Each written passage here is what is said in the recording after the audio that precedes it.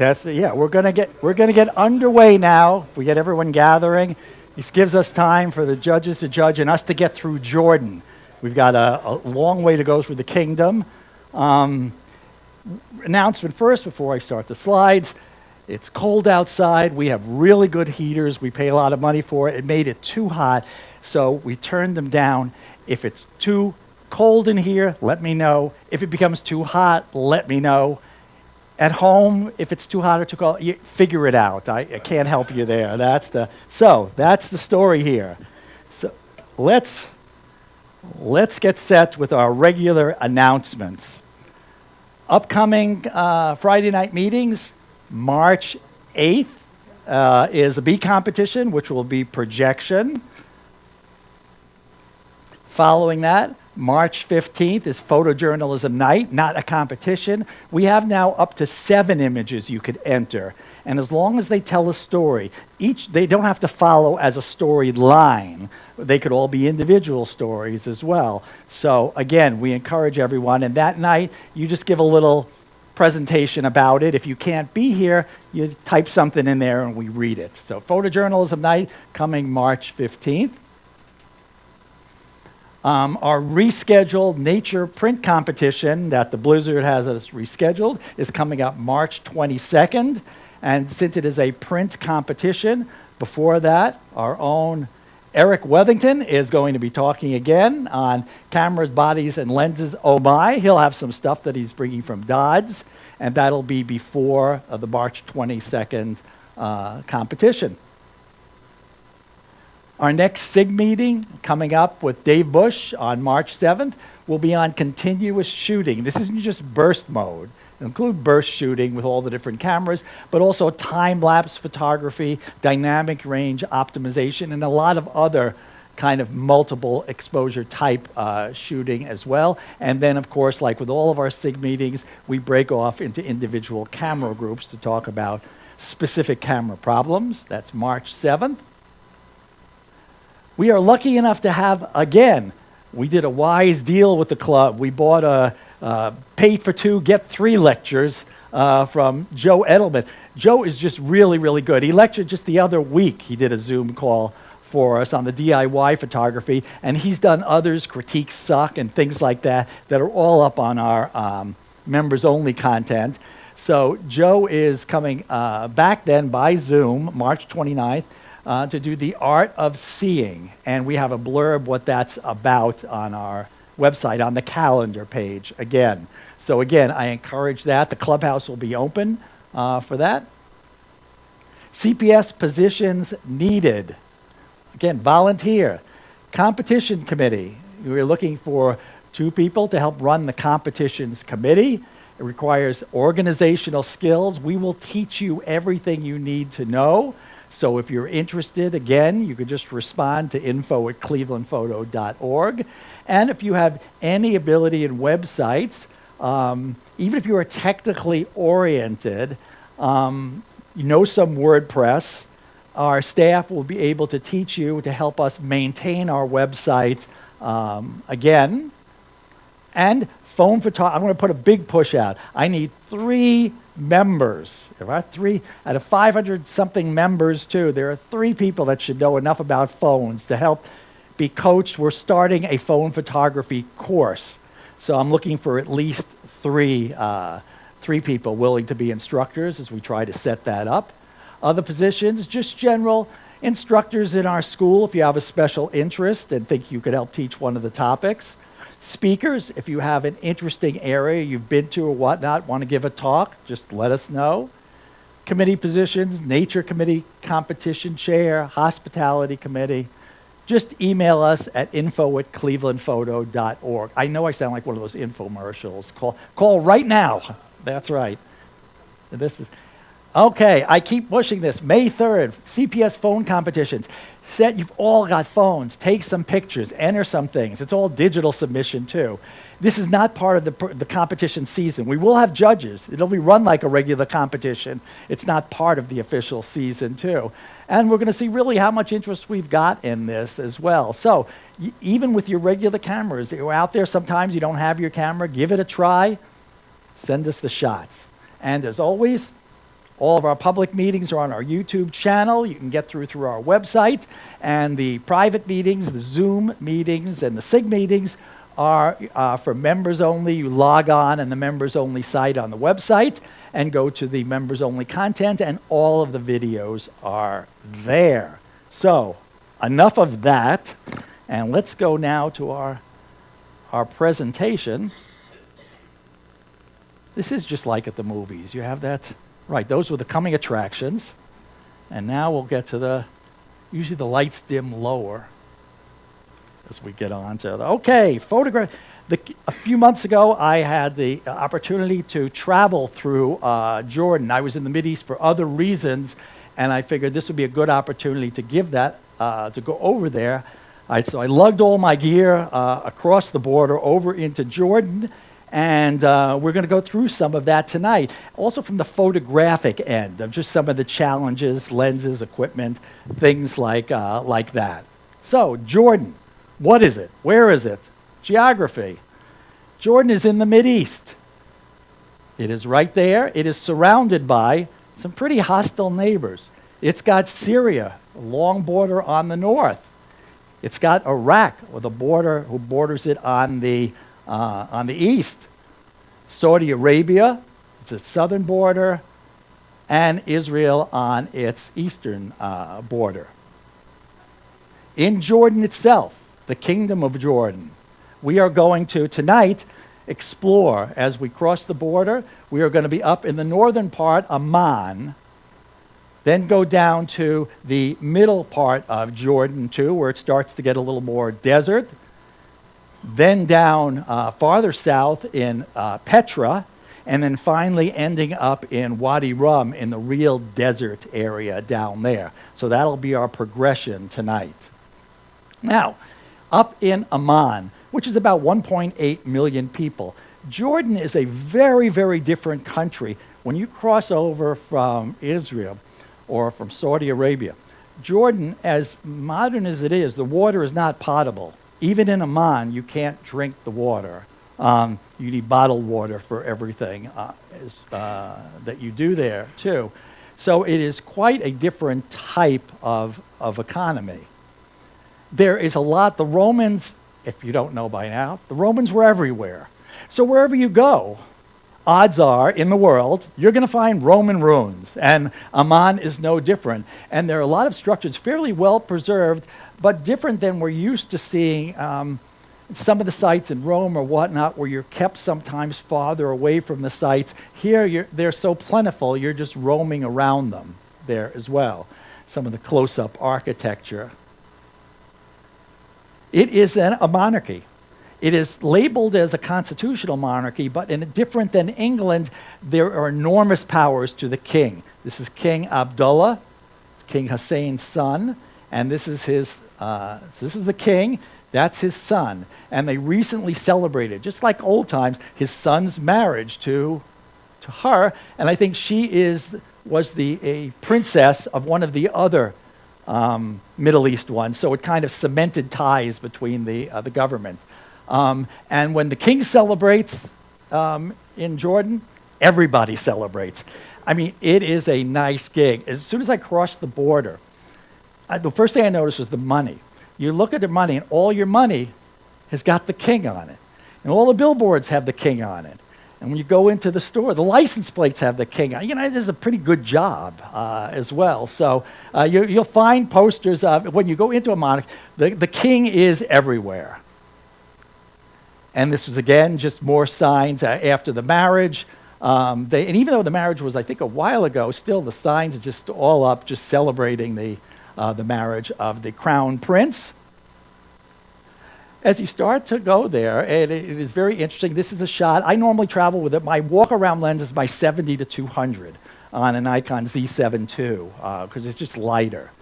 I carry other lenses, but I find 90% of the time I use this because when I'm in closer, I can get shots, and if I'm a little farther away, I can get shots too.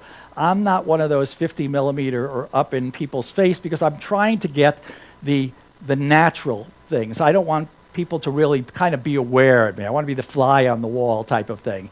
So Shots like these, and this was a young kid just selling water on the side to the tourists there as well. The Roman rooms, again, are everywhere. You'll find people just sitting around on the rooms, just gazing out there. The flag of Jordan, which again is everywhere. And it's funny, even if you go out into the desert, you will see the king and the flag. Amman is built on hills, and you'll see a lot of these just buildings built on hills. There are a lot of, in the actual center, just like in Cleveland, in the center of town, there are big modern buildings and skyscrapers, things we're used to, but most of the suburbs are built on the hills like this. What you'll see there, the people there have a lot of character, and you will see, once you cross the border there, almost everyone is wearing a keffiyeh. The keffiyeh is the scarf that most of the Arab nations wear. It has nothing to do with politics or political. The color really doesn't mean anything. In Arabic, they're called gutras. And basically, the keffiyeh, which has been worn for centuries, is to mostly ward off the heat. The heat is oppressive there in the sun, in the desert. And this keeps it off your back, as well as sandflies. Sandflies are ubiquitous in this part of the Mideast, and they're always biting and whatnot on you. The keffiyeh keeps that off, and the wind. And on top, it's called the agal. These here, which I used to think were ceremonial or different ranks, it's nothing. These are worn by some to keep the keffiyeh on the head, to keep the wind from blowing it off. And so the significance is some will wear it, some won't, but the color, whatnot, and things too don't really make a difference. The red and white colors were taken up by Arafat with the Palestinian Liberation Organization and became more of a symbol of Palestinian rights. And that's why you'll see the red and white keffiyehs in that regard too. But that it really means the keffiyeh is worn universally. It's usually cotton too. And I wore one over there. It is extremely useful in the desert. It's counterintuitive because you think it's going to be hot putting something on in there, but it makes a big difference. And women wear some version of that. Here again is another keffiyeh. And again, the 70 to 200 gives you that little bit of length that you can get some shots without people really, and they will eventually, they'll see you taking a picture, but you're usually able to get off one or two shots of a candid nature beforehand and try to get out really the character. But out there, what makes it challenging is you're in the high noon desert sun's eyes. To get a shot, you don't have reflectors there as well, or diffusers. You take what you get, try in post-processing to help. You can't ask anyone to turn a little bit more into the light or things as well. So it's difficult sometimes, and that's what makes, when you get a nice image like this, a challenge. You learn to look for people in the shade and different lighting types. As you move down a little into the middle part of Jordan, which is actually where we entered, it becomes more rocky. The cities are far behind. Amman is one of the only big cities, and now you're into the scrubbier areas there. Less cars, more animal travel in this part. And you'll come across one interesting point, which I thought was great. It was Mount Nebo. Mount Nebo is where Moses was his last glimpse into the promised land, where he was not allowed to go because of breaking the Ten Commandments, and then he died. So Mount Nebo is where he gazed over and saw where the promised land was.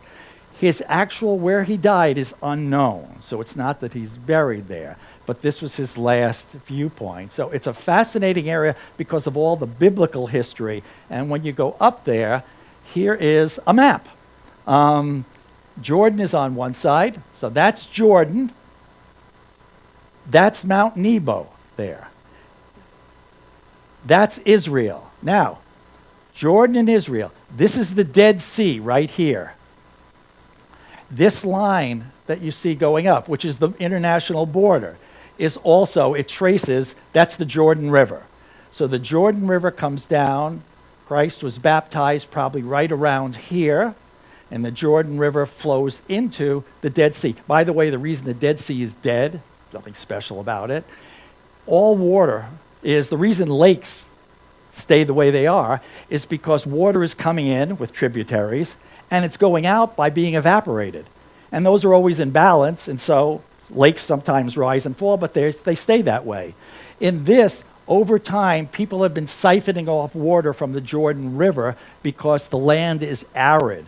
So the Jordan River has become smaller and smaller, and it's the only way that feeds water into the Dead Sea. So evaporation is happening much faster than water coming in, and that's why it's just shrinking every year, and it's just solid salt, high density, and you could just sit in it and whatnot. And it really is true, you do sit in it. But that's the Dead Sea. So Moses was here, the Jordan River down the middle, and that's where Moses was looking.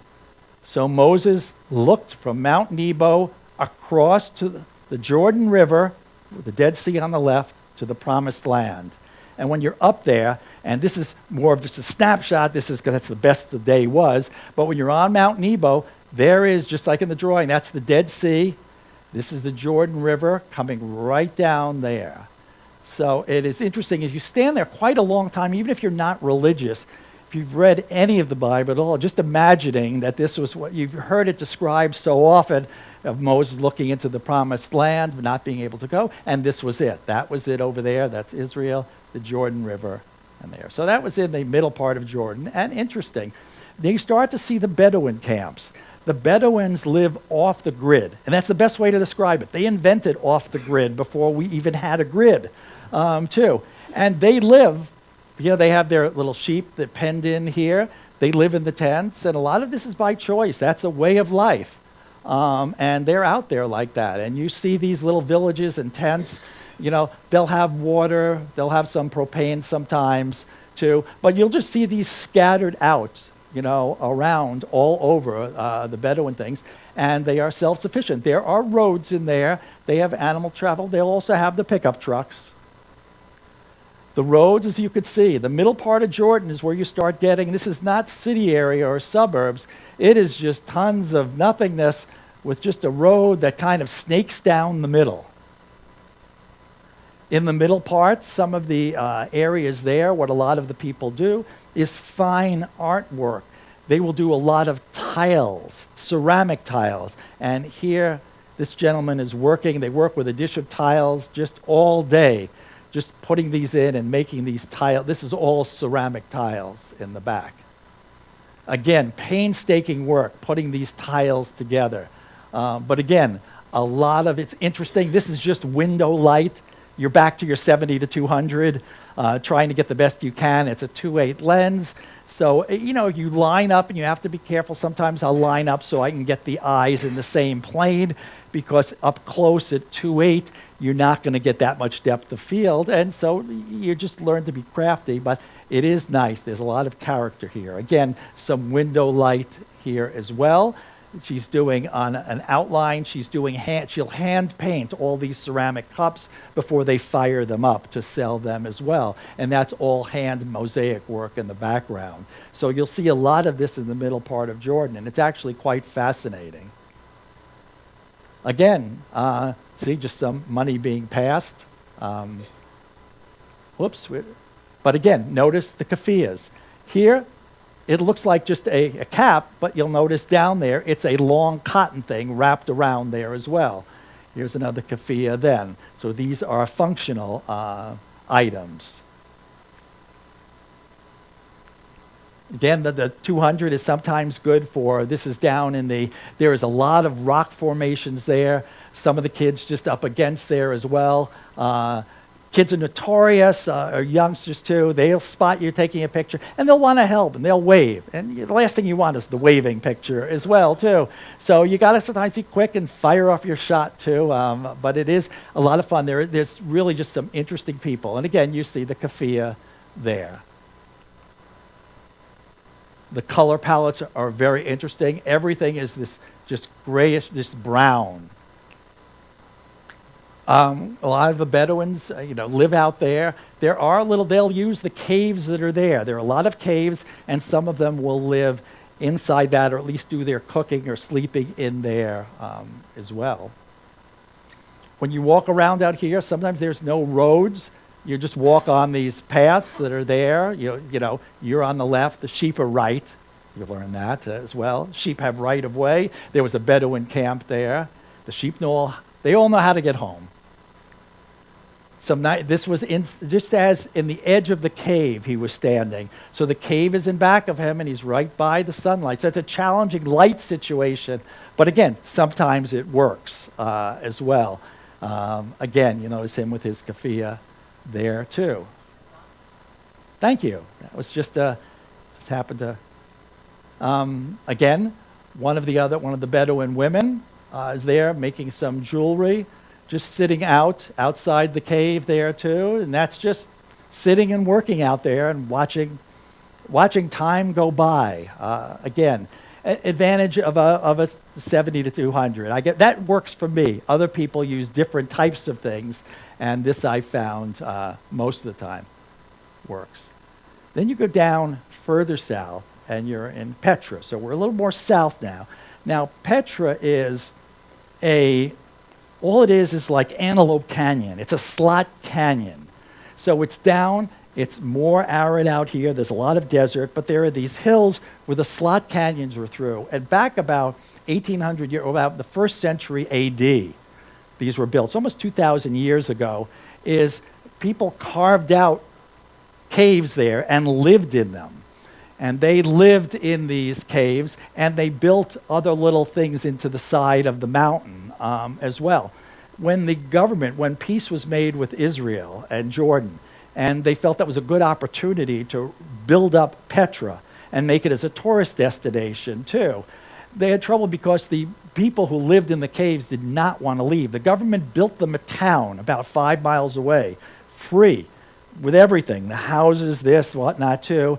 And most of them moved there, and you could see that village. However, a small percentage stayed and did not. That's where they always lived. That's where they felt comfortable, and you'll see them living as you walk through Petra. So Petra is not a solitary thing like you see the picture of what's called the Treasury all the time. It's actually a 2-mile-long slot canyon that you walk through. Just demonstrates some more of the keffiyehs there, all different colors. Of course, you have the king of scarves and shawls, made in Jordan. It's not, Higbee's, but you can get a good deal. And a lot of now you're into where most of the travel is animal travel. There just aren't that many roads there. There are roads leading up, obviously, to Petra, but once you're in Petra itself, in the back thing, most of it is animal travel. And you could see, again, even the baseball cap, you see this makeshift kind of scarf over there just to keep the sun and the flies off. There's another keffiyeh, and you could see some of these natural or man-made caves around. A lot of people on horses just kind of passing through. And as you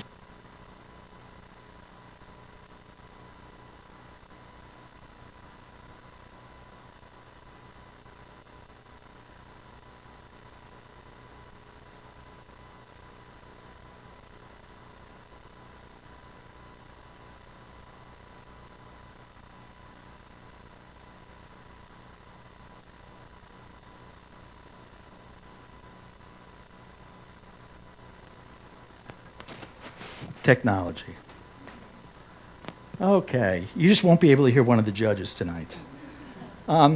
As you start to walk into your slot canyon, this is just what it is. You start to see things narrow down, and you start this walk into a narrow canyon, which gets really narrow at time. And you could see it goes up hundreds of feet, just rocks all around you. That's when you start to glimpse Petra. So you're going through this kind of narrow slot. That's about 5 yards wide. And then all of a sudden, the first thing you see is what's called the Treasury. That's what it looks like there. As you enter out from the slot canyon, this was all carved into the wall. I think one of the early kings, not Jordanian kings, but kings from several centuries AD, is buried in there or whatnot. But it was more of a ceremonial thing rather than than functional. But this is called the Treasury, and that's what most people associate with Petra. When you come in, tons, you'll see lots of tourists there too. They have a very nice system the way they do that. And I have to credit the Jordanians as they planned this out. And you won't have the usual everyone running up to you trying to sell things or bothering you or feel unsafe or whatnot. They have a very active tourist police. And the tourist police mean business. And they just sit around the edges and keep watch on things too. And people behave. I mean, so yeah, they're trying to sell you that, but it's not like you've seen in some other places. So it actually makes it so when you're there in some of these tourist places, it's actually a pleasant experience. Again, the color palette there, these bright just reds and browns, really just thick colored browns with, a lot of the reddish keffiyehs, and the people there are more darker skinned. So I really just like the color palette again. And I'm a big fan of the 70 to 200. That's the... Again, boy and his camel, just waiting around in the mix there as well. And one of the things you'll start to, I didn't pick out these pictures, but I think as you start to notice, I might have mentioned this one time before, is you will see in a lot of these pictures too. I've traveled for like decades and whatnot, and one of the things I didn't notice, I have to say, I didn't notice while I was there, but these last few trips, as I look at my pictures, I start to see it is real hard to get someone in a candid position because everyone's got a phone. This one's on their phone. This guy here with the ceremonial knife down there, got the and next to the knife is the ceremonial phone. He's got the phone. And as you notice, so many of the pictures that I have are people looking at their phone. The phones are ubiquitous. And like I said, they have better reception there than I do in Strongsville. So that is one of the things as well. Again, I just like this one. I was able to get this. His brownish skin, the brownish of the background of the rock, and the brown in his keffiyeh. I just kind of like. So the advantage of digital is you just keep, you take a few before you're noticed or whatnot, and sometimes it works. Again, the light, sometimes you just have to be looking for these opportunities. You don't really have a choice in it. This is another one again, and this is this person back here. But again, at where I'm standing, is you're able to, that's the same person, isolate with your 200, and it's shooting at 2.8, which I did purposely here, blurs the people in the background so it doesn't look like he's in a crowd. So you kind of learn little tricks like that as well. That was just another one on horseback there. But again, just a lot of personality in these, a lot of opportunities for pictures. Again, a little kid waiting to give there was a horse pulling that, or a donkey. I could never tell the difference. There was an animal pulling this. It was not a camel as well. But one of the nice things you learn out there, as you all know too, in terms of light situations, is shade is good. Shade gives them the nice light. There's not that harsh light that you have to work with as well.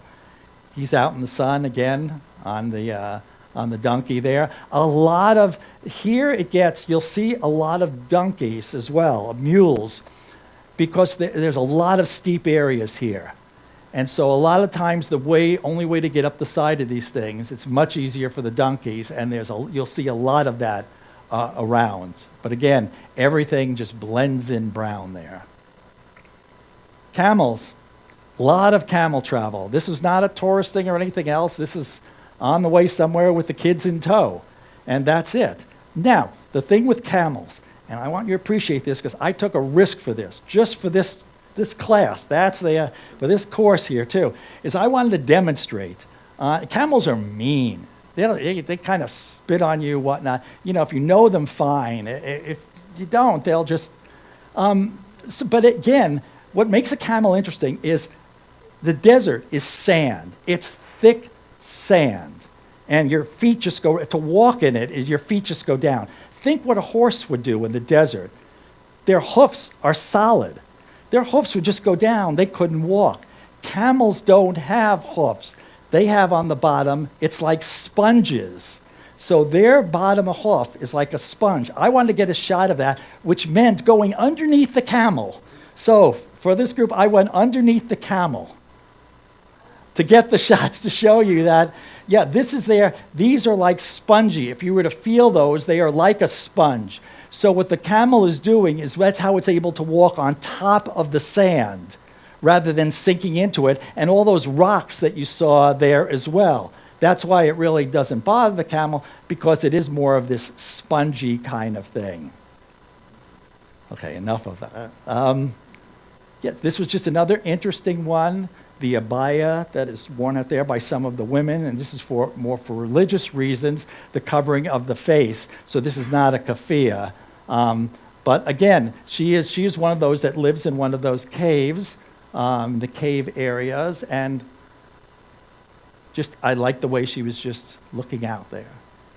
Okay, as we wind up, as we get down to Wadi Rum. Now, Wadi Rum is really in the desert. Forget the cars and trucks now, you are in the desert. And why is Wadi Rum interesting? Now, here's Jordan again, right in the middle. Now, 1917, World War I. This whole area is controlled by the Turks, the Ottoman Empire.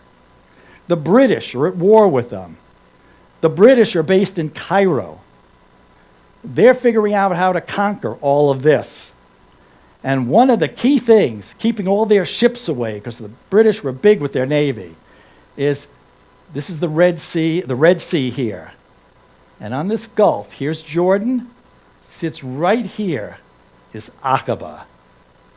And that is where, you all know the story too. This was the time of the Arab uprising. And what happened here is, and the actual historical facts are in dispute, but the vague kind of thing is that the British then got the tribes, the Hashemite tribes were warring always with each other.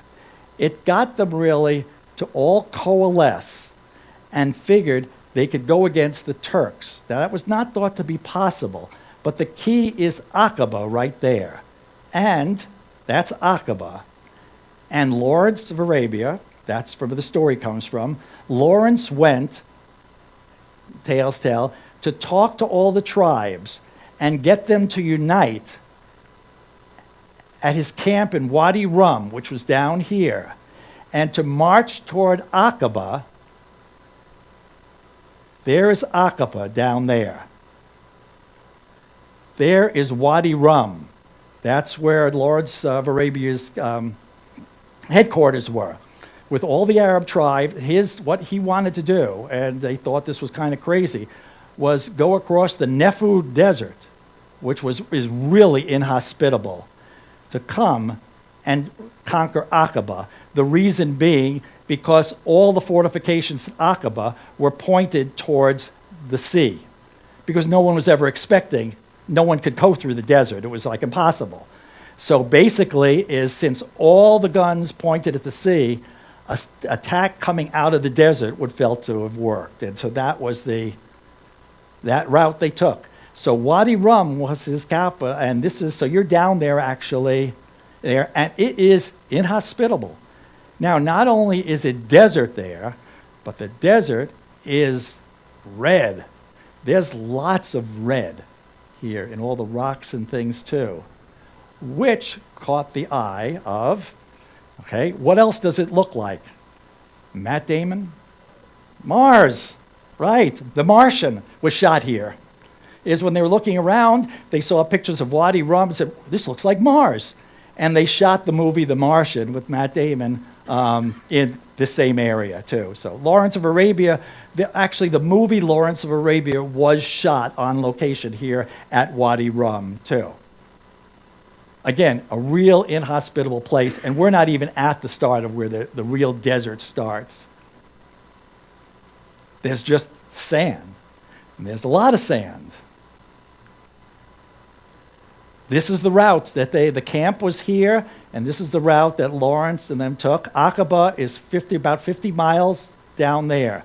Now, as they go through these mountains and whatnot, and then about 10 miles out, the mountains kind of end and the Nefu Desert starts, And the desert is the part that you see in the movie, which is the real inhospitable place. And that's, so a lot of the movie you see as they're initially marching in Lawrence, Arabia, is all, you'll see these hills all on the side, because it was all shot in there as well. This is just part of the scenes from the movie there, too. Just the candid out in the desert. One of the Bedouins just happened to be going by. Again, a lot of camels. And camels don't mind this at all. Again, camel travel is the thing there. There's no real routes or trails or roads or things of that sort too. But it is interesting because at times, and again, depending time of day, it's in the evening as the sun's going down that a lot of this turns red too. A lot of sandstone structures will look red. Ayers Rock or Uluru in Australia, that's a big attraction. In the daytime, it's just a sandstone structure, looks like nothing. But sunrise and sunset, it's like glowing red too in the golden hour. This is just another good candid I happened to get. And again, using the purposely setting, even though there was enough light here, using aperture priority in this to use the 2A to purposely, when I have things in the background like this, to isolate the subject a bit more. Again, it's nice, and again, all different kinds of the keffiyeh there. No, actually, I found that's been asked before. Burst mode. Think of this: if you shoot in burst mode at 5 a second or something like that, 5 a second, most people don't twitch their eyes in then. So if you do 5 a second or something like that, or 3 a second, odds are you're going to get exactly the same thing. So, and in a slower one, like 1 a second, 2, you don't have that control. So I find I'll get, 4 or 5 shots of him, but I'll do it this, I'll just wait until I get a little bit of different look, or sometimes, of that type of thing. And I don't use eye detection. I use spot metering and focus on the eye, even though my camera has it. And the reason is I found early on when I was experimenting with that, and this is just I'm speaking for myself, when people are wearing a baseball cap, and it's bright sun out too, the eyes are in deep shadow. And sometimes the eye recognition doesn't pick that up. Women, their hair, if they turn a little bit to the side and the hair is blocking the eye, you don't get it. Or if someone were to all of a sudden turn around and there was an interesting thing happen here, eye detection doesn't work, you're gonna need to be on something else.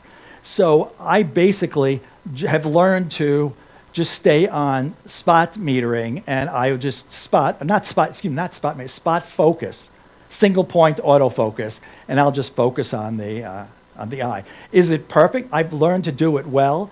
That sometimes, it miss, yes, but it's all just a compromise there too. So that takes us through Jordan. That's it. I think we're ready for any questions at all? Thank you. Thank you. Yes, we have a question. How did they get food? And because Jordan is still we talk about being down in the desert. One, there's livestock, and people grow things as well.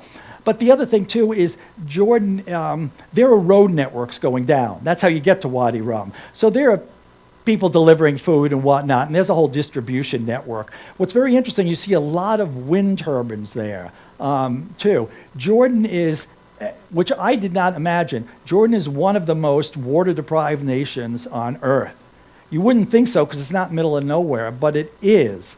And water is extremely scarce there. And what they do with the Israelis is the Israelis have lots of fresh water because they use desalination plants from the Mediterranean Sea. But it is short on power.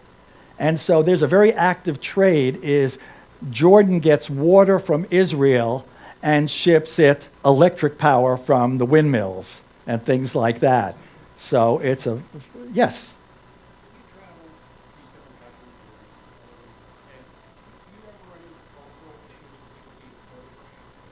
Oh, cultural issues with people being photographed. Yes, yes, you do. But you have to ahead of time know the things as well. You research it. Most of the times, other than my usual things, police, military, things like that, I'm in a Roman room, And if there is a military structure in the background, I won't even take a picture of that Roman rune there, as well. I don't want that in my picture. So you have to kind of be aware of those type of things. In terms of the people, people are generally hospitable. They are far more hospitable than if you were to go to downtown Cleveland and try to do street photography. They are. And the other thing, too, is no matter what language it is, if you even don't speak the language, I had this in Mongolia as well, if someone sees you taking their picture and they don't want their picture taken, they'll shake their head, they'll give you a frown, they'll hold up something like that, and the first thing I do is, I don't take it. Even if I could get one off and that's it, I don't. And people understand that. If you're going to take a picture of them and they say no, and I tell them, I say, no problem like that too, and go over there, everything's fine and good. But most people won't mind. And if you use this kind of common sense like that, then it's usually fine. Yeah. What's it like going through customs with the camera equipment? Did you carry your bag with you? Yes, customs through camera equipment is variable depending on where you are. In the major airports and things too, no problem. If you're in some of the smaller areas, and I know I've told this story before, in Morocco, I was in a little town, a little city in Morocco, and it was a little local airport. It was going through, and the guy, my camera bag, took all the stuff out and whatnot, and I have my photographic bean bag, which is a little bean bag, which you just lay on things and whatnot. So he looks at me, what's this? And I told him, it's like a bean bag. Like showed him, you lay the camera on it and whatnot. But think of it, what does this thing look like? Here is a sack that has this granular feel to it and whatnot too. He just took out his pocket knife, slashed the thing too to say, he knew there was drugs in there. And, little styrofoam beans. Sorry, on your way like that as well. The camera equipment will usually give you no problem because people are so used to, they know what cameras are. So even in some hairy places I've been to, when you're going through, like in parts of India, when you go through and the military is doing the screenings at the airports as well, they will make you take every bit of camera, equipment out, and they'll look it all over. But then again, they know it's camera equipment. They're just looking to make sure it's camera equipment. After they look it all over, whatnot, it's back in the bag and go. So I've never had any problems. In the early days, I had carry external drives, and someone didn't know what that was in one of the airports. I explained it, and that was fine too. So no, it's with all the equipment, it's not an issue. And customs and all those things, they know the stuff. Is there another question? Nope. Okay. Well, thank you very much. And we'll,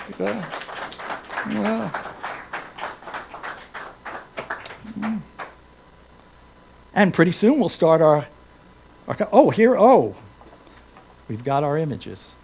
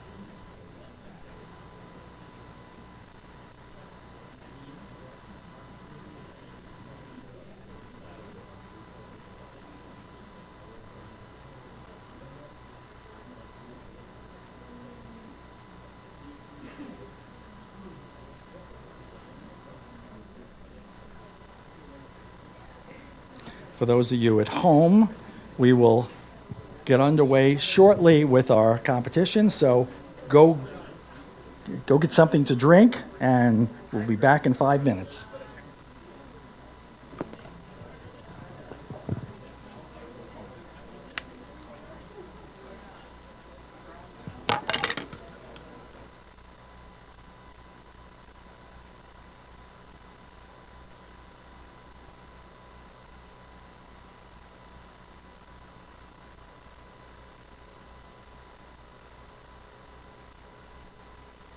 One, two, three, testing, testing.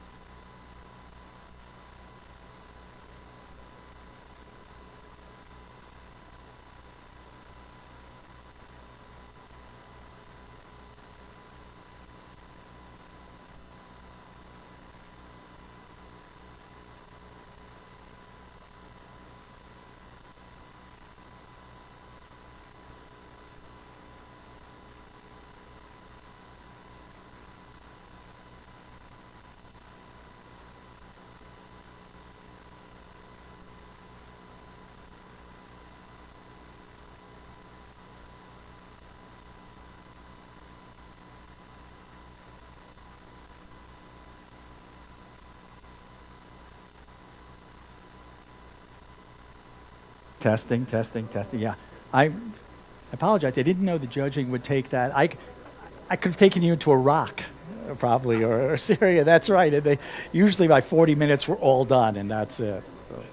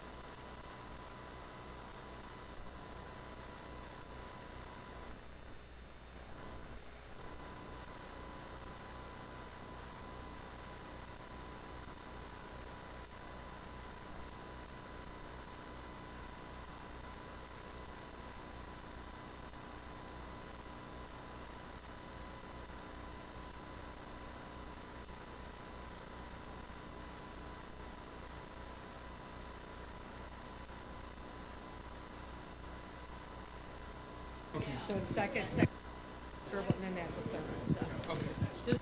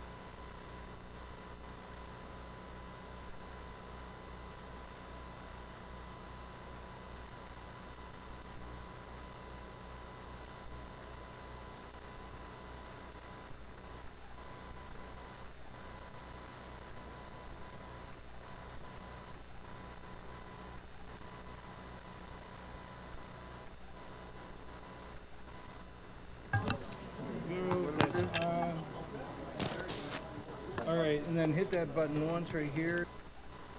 Hit that.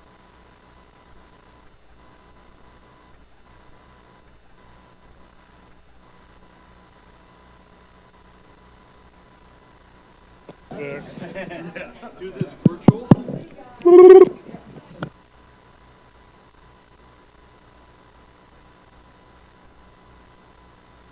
Oh, right.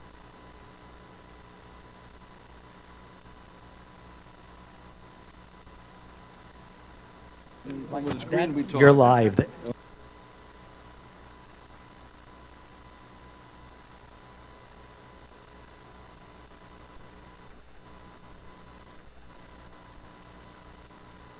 And Great, okay.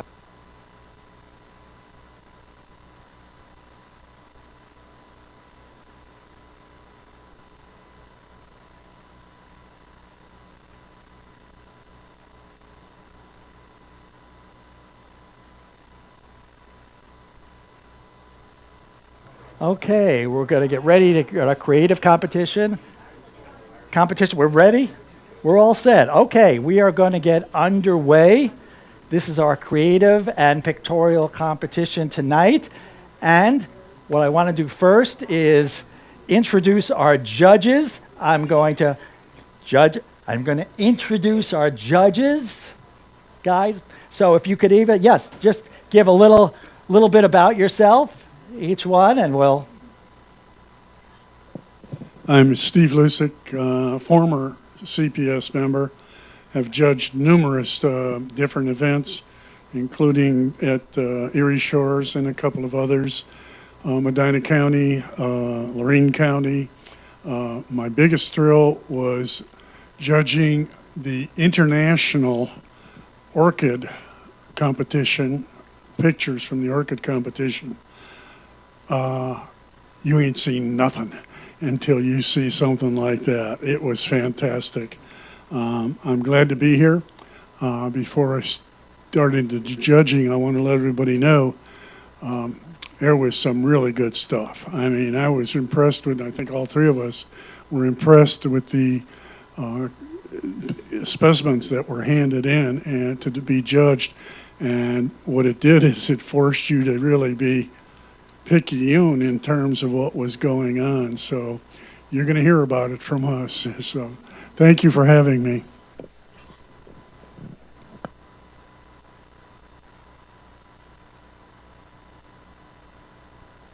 Oh, hello. You had some great pictures. I could hardly go above a 7 when I was judging. Oh, come on, folks. That was a joke.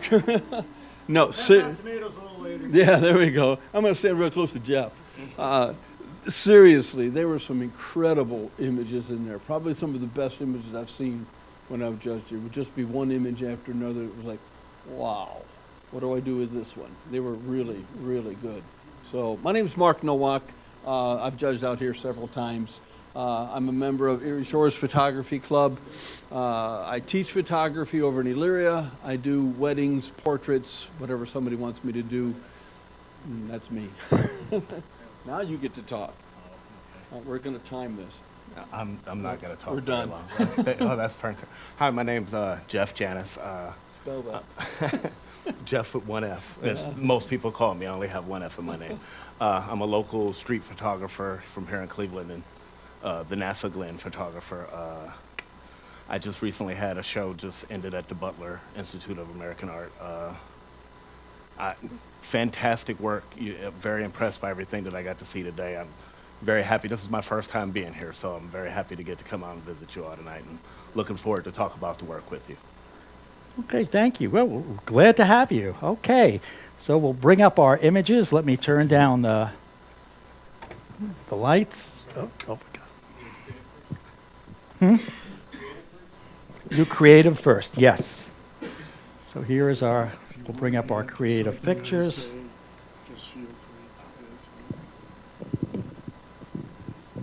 Okay, this is a neat one right off the bat for creative photography.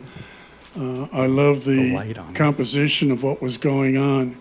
I do want to make one point that's comes from my time as chair of the exhibition committee.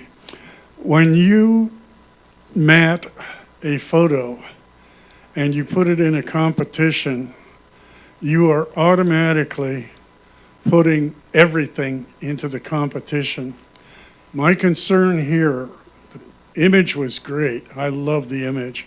I love this kind of photography and this kind of manipulation and things that were going on. My problem was the two big broad lines on both sides that took away from what was going on. I'm almost certain that within your competitions, you are allowed to use square matting.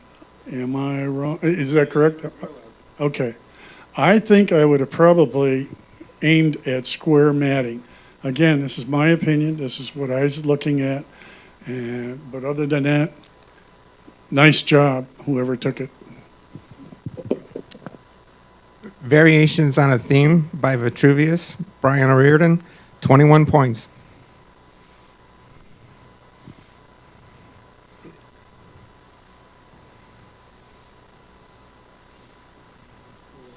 Okay.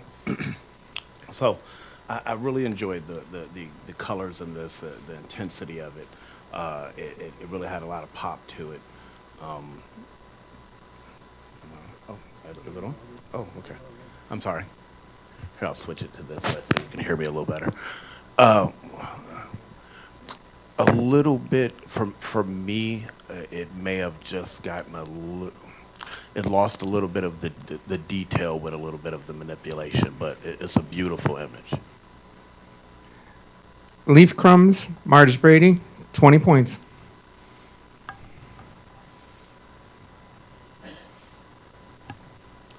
This was more than likely shot at the air show this year. There's a lot of air show pictures.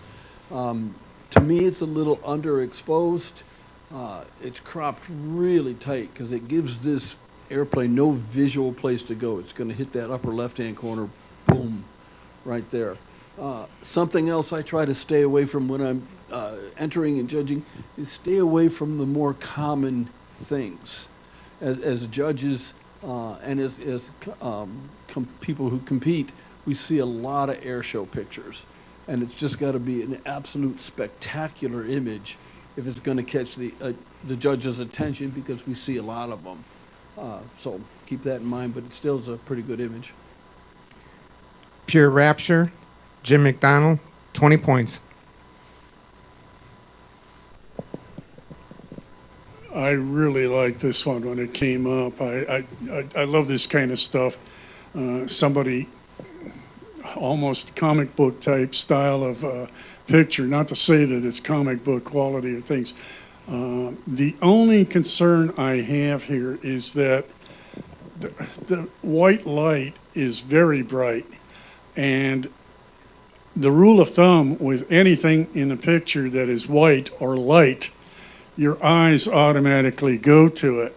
So I know the author wanted me to go to the crystal ball, but then up in the hoodie on the left-hand side, I sort of glaze across his face and go to the hoodie. Once again, excellent, nicely done, but the white light attracts my attention. And I don't know exactly where you would go to do, what you would do to manipulate that and bring that down. And what it did is the hand on the left-hand side is sort of blown out. So unfortunately, because that was a good picture, good image, nicely done. Mysterious Orb, Mike Kopkis, 20 points.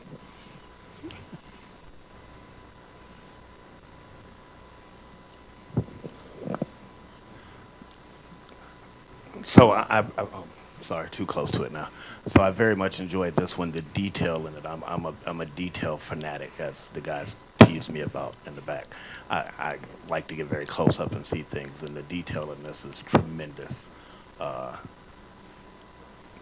Some of the shadow areas, I might have brought them in just a little bit more so you can get a little bit more depth into it. But other than that, yeah, I enjoyed this greatly. That's a Lot of Berries, Eric Wethington, 21 points.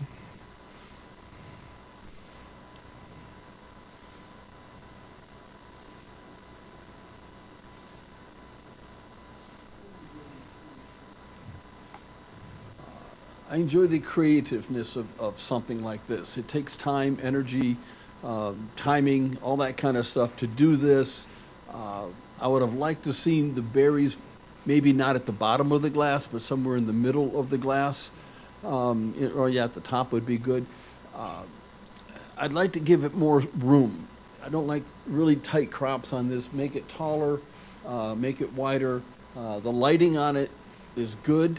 I would just given it more room to splash, more room to be what it is. Strawberry Drop, Chris Bosworth, 20 points.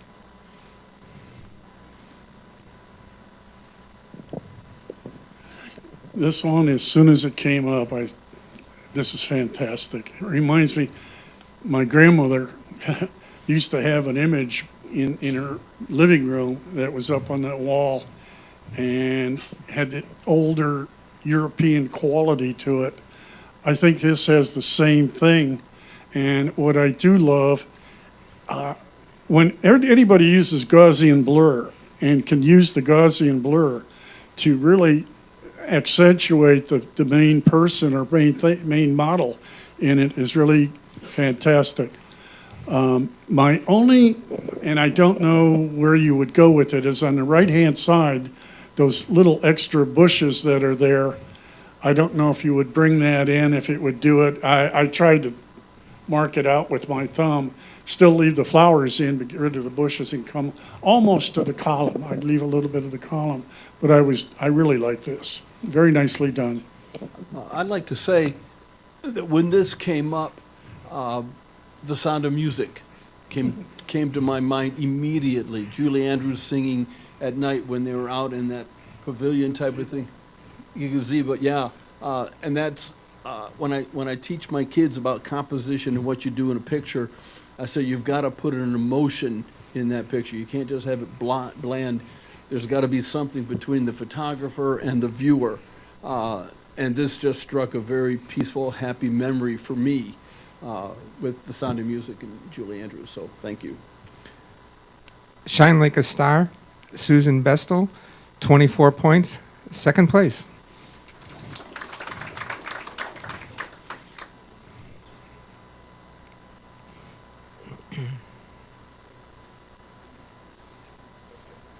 Okay, here we go. So I really enjoyed this. It's very creative. It's otherworldly. Funny, the NASA guy said that. It very much seems like it's another planet and has a good feel to it. My only critique is that the tree in the middle, that push and pull between it and the sky. I just want a little bit more pull between that. It almost blends in just a little too much, but if it had a little bit more separation between those, yeah, it would pop just a little bit more, but I really enjoyed this. Tree by the River Styx, Brian O'Riordan, 21 points.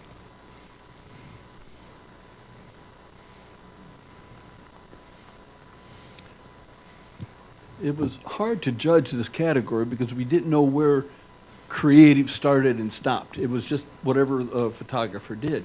And the simplicity of this image is spectacular to me. It's not great, it's not bad, it's just simple. And I shoot simple things, so I very much like this. I like the Aurora Borealis, if that's what that is. I like the waterfall, the rocks. To me, it's a very good image. Waterfall Light Show, Brian Mitchell, 22 points. Excuse me, Brad Mitchell, 22 points. Sorry, Brad. Who doesn't love a kitty cat? That you caught this, I don't know if it's in the wild or at the zoo. It doesn't make any difference of the composition of them together. The problem is the lighting. Definitely the cat, the little one in the center, is dark, and then you've got this light all around it, and it's too bright, too light. Toning it down. I don't know if you want to bring this and bring it in tighter and crop it down and get rid of some of that other white that's behind it. It's not necessary. I get the picture from the snow in front of it and the snow to the right, so bringing it in and down a little bit, but just a little bit, because then the cat would be, the big mama would be out of, their ears would be out of the picture. So nicely done. Sweet Serenity, Jim McDonald, 20 points.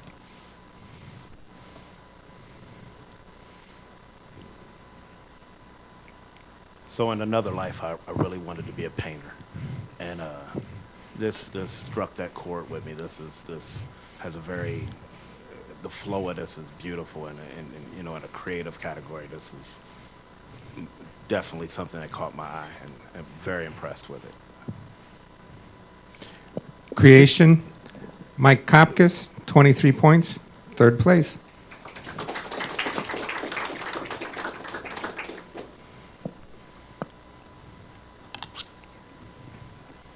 I had to think about this one, and we brought it up close and took a look at it. We didn't know if the light was coming or going, what's the man doing with the door, what the name was at the top of it.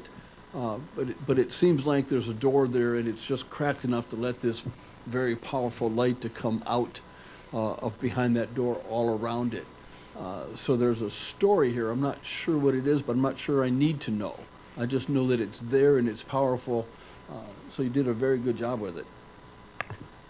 Into the Light, Jill Zapka, 21 points.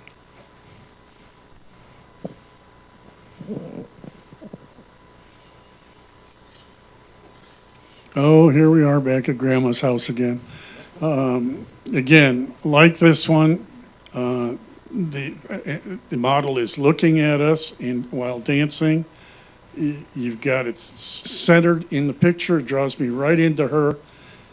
My only nitpicking is the darkness of the trees. If you could have lightened them up somehow a little bit on the left-hand side. I don't want it too dark in there, but nicely done. Life in Motion, Susan Bestel, 3rd place.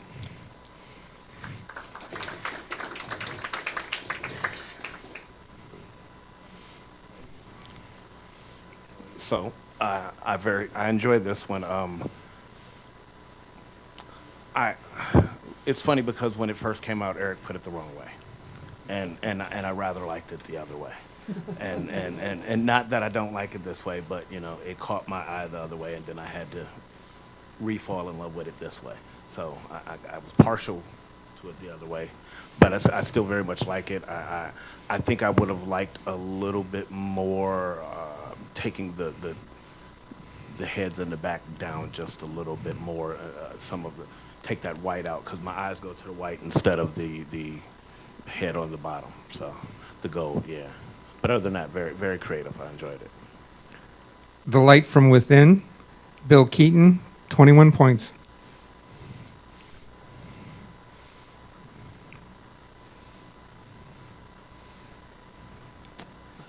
Again, just another emotional, tells a story kind of image. The exposure, just a little hot on the top for me, but it tells a story. It tells a dancer. It's raining, or it has been raining. There's puddles there. You don't know what she's thinking, but you know she's deep in thought. Is she about to go on stage? Is she done dancing? What's the story behind her? The composition is good. I loved this picture. Smoke Dreams, Jackie Siuski, 25 points, 1st place.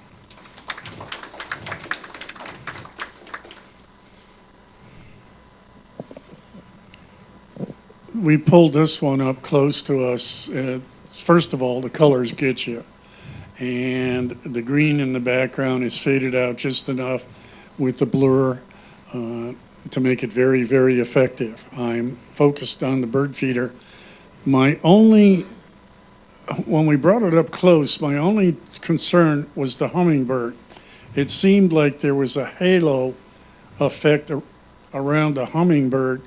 And again, that was the only thing I noticed. But the other thing that really got me was the fact that the hummingbird is just in line with that splash of color that's going all the way through the image. Like he blew that image right off the vase.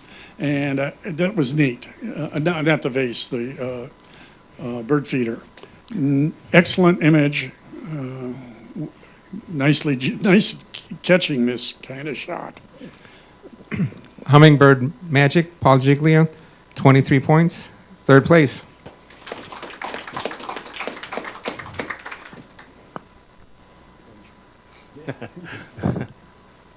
This one brought up a lot of conversation when it came up, so we very much enjoyed this.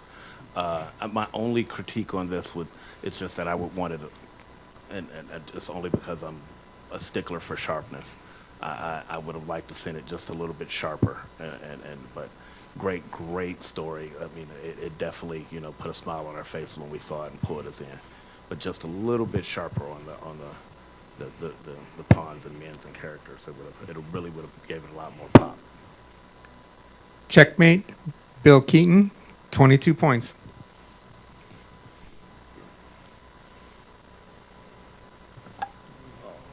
One of the first things I thought about this is that's a lot of red cloth. I'm not sure where you bought that much of it, but that's a lot of it. It's well done, it's well exposed, the composition is good. I might have moved her over to the right a little bit to divide the windows with her dancing. It's just an exceptional image. I only have one critique on this. I love the image. The one thing that for me, it was that the texture. There's a texture in the picture, and the texture did, well, actually in the printing of the actual print, because I got closer to it. I get closer to it. Yeah. The texture took away from her skin, and that was done. It did a great job in the cloth and everything else, but the texture from the actual print, that took away just a little bit from the quality of her skin and made it almost look patchy. So it would have given a little bit more softness if not for that texture. I'm going to add to this one too, because this one struck me when it came up. One of the comments I would like to make is that as being the chair of the exhibition things, you don't have to map the image, the whole image. I'm wondering, if you played with boxing this image or moving it in or up and letting the red flow down to the bottom of the picture and come out and then lead you right in. I agree with Jeff. The whole movement and then the texture on the side with the, I guess it's drapes that are burned out. Nicely done. This was a great image.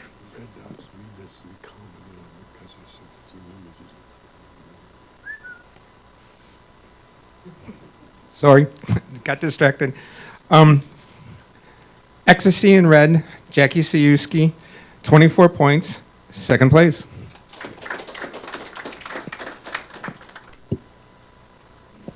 Oh, I love this one. I tried to do something similar to this in a rec center. There was a diver practicing off it. This is a difficult shot to do, especially in that multiple sequences there, and come up with such a nice image.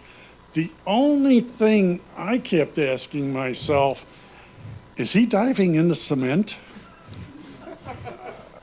Because, yeah, that's a death dive is right.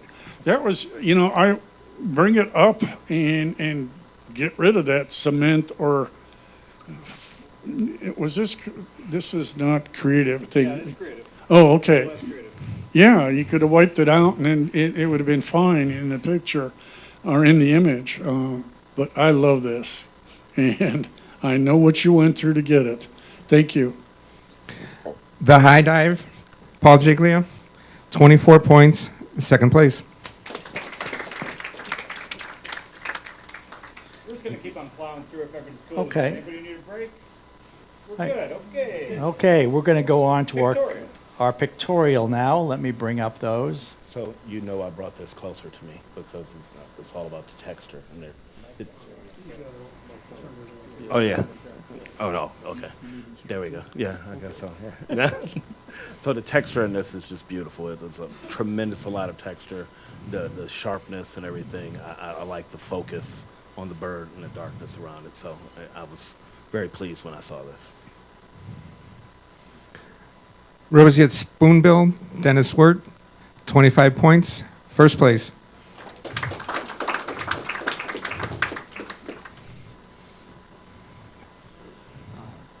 Just a very nice picture of a pretty girl on the rocks or near the beach.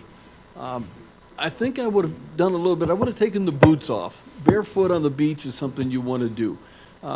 That seems to be a little bit out of place for that. And her being dead center there is not quite what you want. You want to put her off to the left or the right or something like that. It's exposed well. It's composed well. You don't have the lake going through the back of her head. It's level. I just would have played with the composition here a little bit. I'll agree with that. Now, this is a good example of one that you definitely want to play. You know, even take your fingers or your hands and cover up by tightening in on her. You get rid of a lot of that other lightness that's in the picture. You want the focus to be on her, regardless. I know his boots, but play with the matting, play with the composition in terms of matting and bringing it in when you cut it or crop it is what I was going after. I like this one. It was nicely done. For me, it may be a great candidate for black and white too, Oh, yeah. because it would have made it more all about the emotion and taken away. The colors are so subtle that I don't really know, and I'm primarily a black and white photographer, so yeah, this is a great candidate to just take it black and white and make it all emotional. Tara, Susan Bestel, 23 points, third place.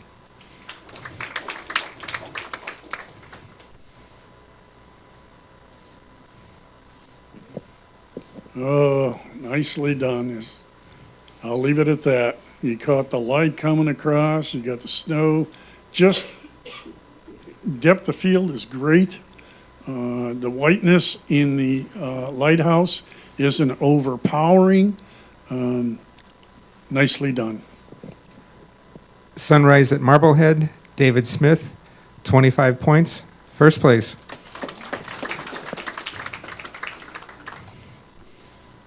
Very nicely done. I enjoyed the detail and everything. For me, maybe a little bit less of that halo behind it.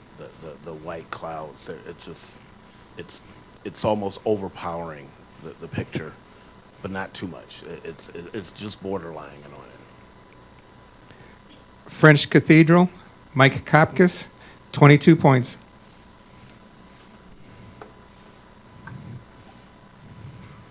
I love the serenity of this image. Again, it's simple. You've got one tree, some rocks, maybe a dry riverbed or something like that. I love that you included the whole tree. You didn't cut branches off. The whole thing is in your visual looking at this.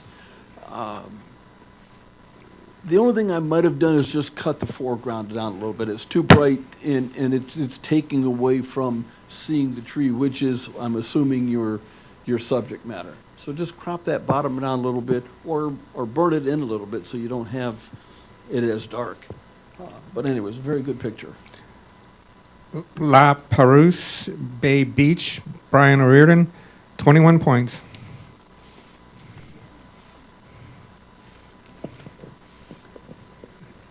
I said I did some orchid judging. Again, this is the Gaussian blur or the blur. However, to counter that, I think I would have rather had the center of that a little sharper and then going out like a sunburst. It's a nice capture, but I think the blurriness of it takes away from it rather than adds to it. Pink Dahlia, Marge Brady, 21 points.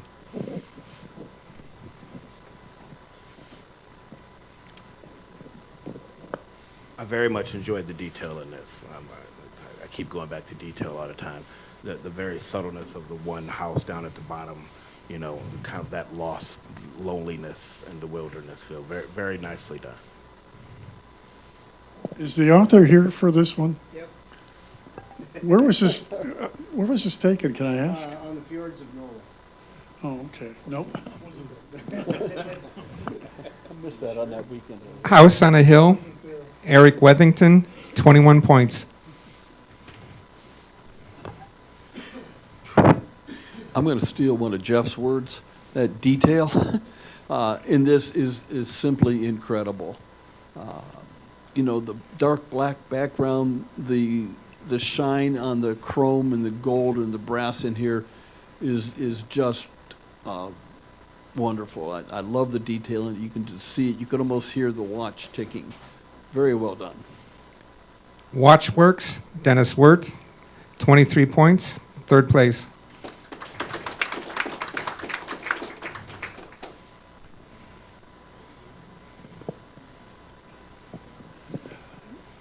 We brought this image up closer too. There was, the sky. I know in Ohio here, you try to get a nice sky, and you're always complaining that the sky over here is either too overcast or you got to add clouds to it. In this instant, it's an excellent picture, and it's divided beautifully, like a Rorschach print. However, my concern, and it was me only, the clouds, I think, they distract from it. There's too much going on with the clouds. You disagree, or no? Okay. Other than that, nicely done, nice shot. I love the drama. Yeah, I love the okay. drama. Okay. I mean, yeah, I like the dark, ominous clouds, and that, yeah, I enjoy it. Okay. Mount Vestra Horn, Bob Kowaleski, 22 points.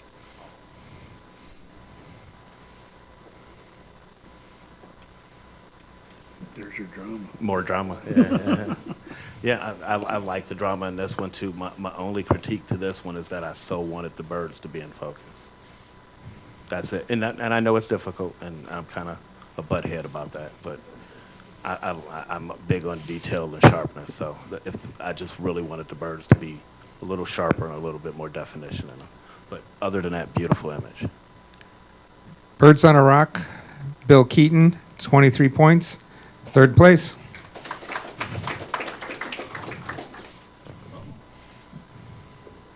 There we go. Jeff asked to see this one 3 times. Come on, more humor in the audience than isn't it? My goodness. It's an interesting image. I think she's at a laundromat somewhere behind there. She's at an old rusty blue door. Oh, well, can I rejudge it then? Okay, she's at an insane asylum. So that would have helped. We struggle with giving titles and stuff out. We don't do that at ESPC. But this is that you don't know that she's at an insane asylum, so you're wondering what her story is. She's scantily dressed in a man's shirt type of thing. I'm going to pass this on to somebody else. Depends on the man, right? So I guess, all right, she's in a straitjacket. But there are women who put their hands up in the cuffs of a man's shirt. So Are you reading things into it? apparently I'm reading things into it, yeah. So let me restart this. She's in an insane asylum, folks, and she's got a straitjacket on, and there's no washer and dryers behind her. Other than that, it's a wonderful picture. It does tell a story, and someday we may just hear that. Thank you. You got out of that one all right. Yeah. My only critique, honest critique on it is that the door is more in focus than she is. Yeah, and that was why I asked it to come close. I like the image. I like the layout of it. Very, very nice. A lot of longing and things like that in it. But I just wish she was a little bit sharper than the door. Locked in mental illness, Jackie Sayuski, 23 points. Third place.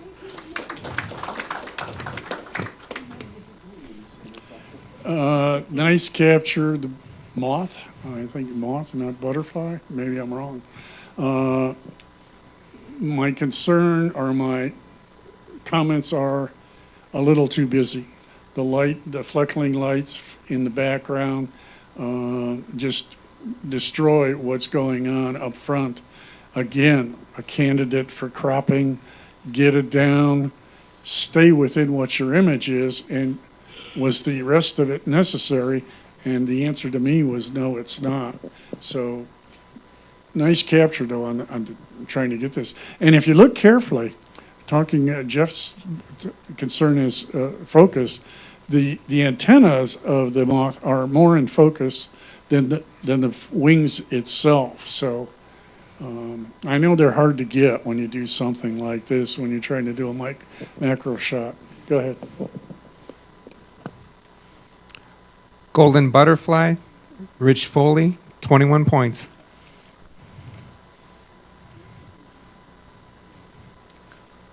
So I like the composition and everything of it, but I know you've heard me say it all night. It's detail for me, and I just needed it to be a lot sharper. And composition of it is beautiful image, but once I got up close to it, it lost it just a little bit for me. I want to see those feathers. I want to see that sharpness in that, and in the beak and in the eyes. Barn Owl 2, Marge Brady, 24 points, second place.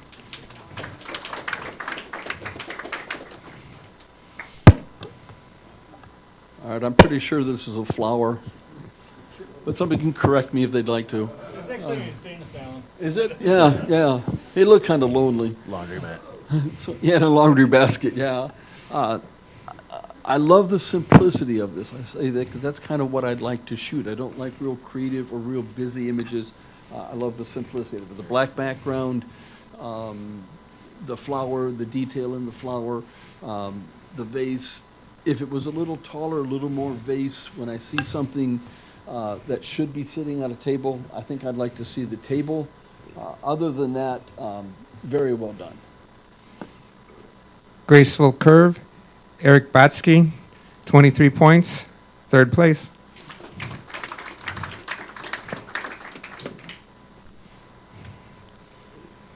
There are two Oh, he just went, I'm sorry. That's my bad. good? Okay. A little too much blur.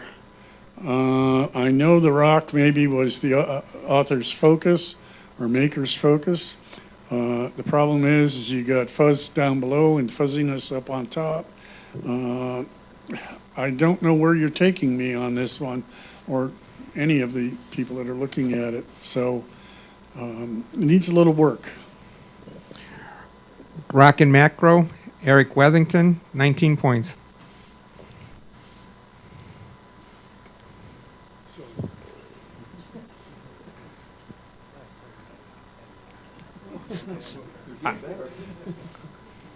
We had to call this one a little bit closer when it came out. It was the only issue I had with it is that I lose where the fish and the mouth are.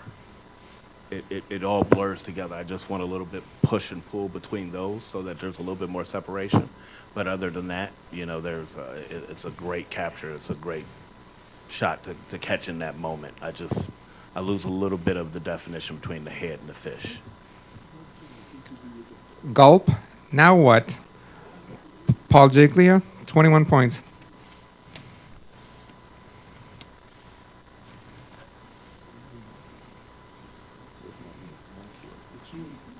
Yes, there we go. I got it. Creative. It's interesting, the details there, isn't it, Jeff? Oh, yes. Okay, thank you. Just touching base here, you know. Got to make sure, yeah. I'd wonder why he chose or she chose this corner. And why is it cropped where it's cropped? Why doesn't it say dollars without cutting it at the middle of the O? The detail, the macro on it is neat. I'd kind of like to hear the story on this, though. Hidden Details, Dennis Wirt, 20 points. It looks like a fingerprint.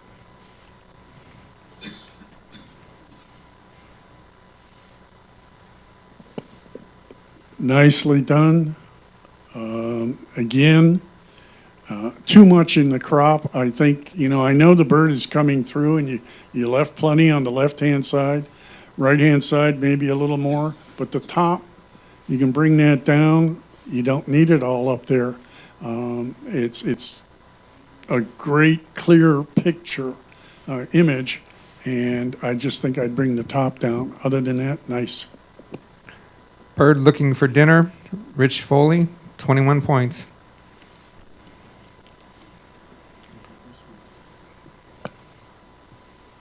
Reminds me of an impressionistic painting. It has a very painterly quality to it and almost dreamlike, something, just like you're sitting, very calming and relaxing. I enjoy it. Yeah. Reflective, Bob Koleski, 21 points.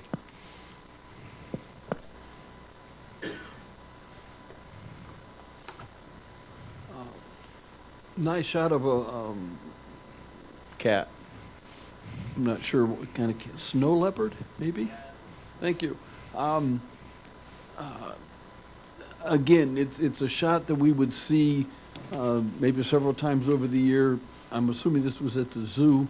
It's a great shot. It's nice, but I would be careful entering things that are more common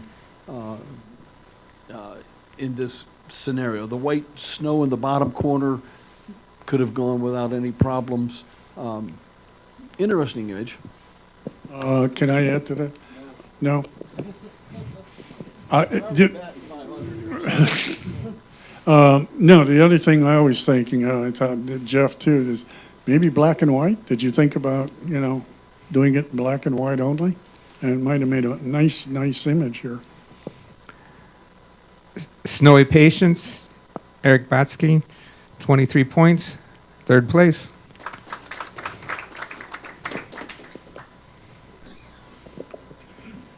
When this came up, the first, Did I screw up? You go to the next one real quick? So I think I screwed up and didn't take a photo of this, so it's, when we don't have a photo of this one. Can you go to the next one? I don't think I got it. Oh, it is this one. Never mind, I'm just out of order. Go to the lighthouse. All right, hold on a sec. What number are you on, Dave? I'm on 21, Mobius Arch. This is 22, we got them out of order. That's my bad. All right, I stand corrected, I did photograph it. Sorry. Okay, add to my help wanted thing in the beginning, my things too. We need another competition. I would just say you get what you paid for since I'm a volunteer. No refunds. okay, settle down, everybody. This is, I'm assuming that this is taking the same place a previous image that I talked about was taken. I think it looked like a seal or something in the shape of the rock. This one, much better. I know that Jeff likes this drama of the sky. A little too much for me. Other than that, you got detail in this one. It's not blown out. You've got what you went after. Nice job. Mobius Arch, David Korosek, 21 points.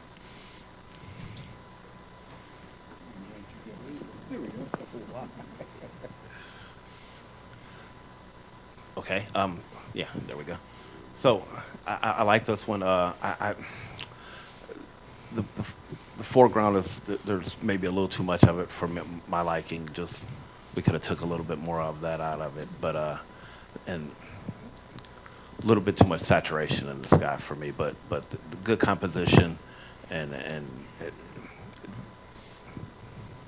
This one came up, the first thing I thought was, here's a candidate for cropping. You actually have two pictures in here, two images. You have the left-hand side, which you could do texture and movement and color with the blue sky. And then if you go over to the right-hand side, you have the competition between the tree and the lighthouse. If you box that in and make a square image there and maybe even bring in the bottom of the sand, you got another image. So you actually have two images in this one. Lighthouse Silver Sands, Rich Foley, 21 points.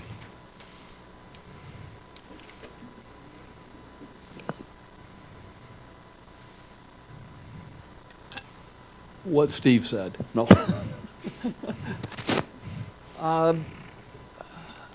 I would have liked to seen a little bit more of the sky, and I realize that's a contradiction to me because I'm not into skies unless they add to the picture, and this one does. I would have seen maybe another inch or two up there. The foreground is good. I like the light on the scrub brush or something down in the bottom there, but I would have just opened the shot up a little more. Eye of Alabama Hills, David Korosek, 20 points.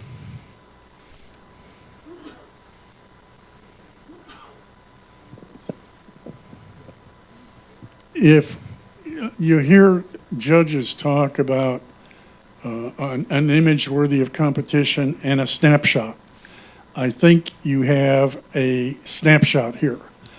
The sky is squeezed out of it, and it doesn't add to what's going on in the water.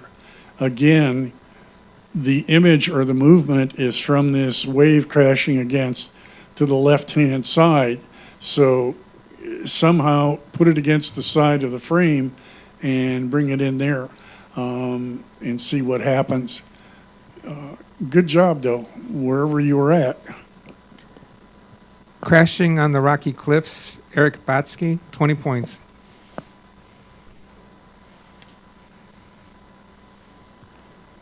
Very beautiful image. I enjoyed it. Once again, all about detail and sharpness for me.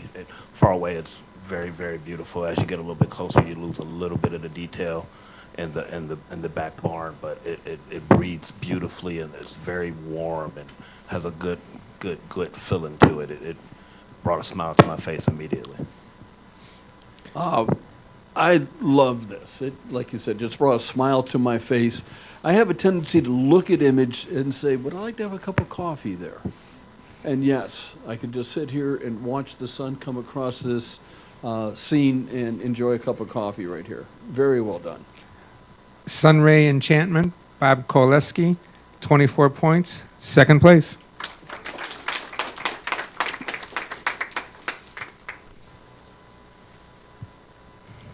My turn.